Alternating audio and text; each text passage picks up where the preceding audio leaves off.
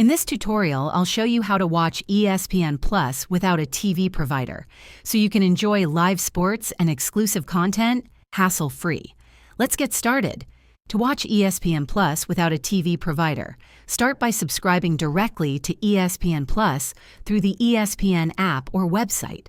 Unlike traditional cable, ESPN Plus is a standalone streaming service that doesn't require a TV subscription. Once subscribed, download the ESPN app on your device, smartphone, tablet, smart TV, or streaming device, and log into your account. If you're using a smart TV or device like Roku, Amazon Fire Stick, or Chromecast, activate the app by visiting espn.com/activate and entering the code displayed on your screen. Once activated, you can stream live events, highlights, and exclusive ESPN Plus content directly.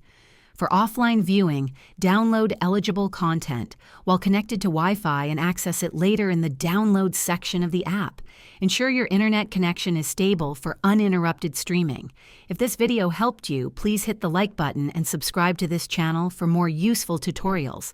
Thanks for watching and enjoy ESPN Plus without a TV provider.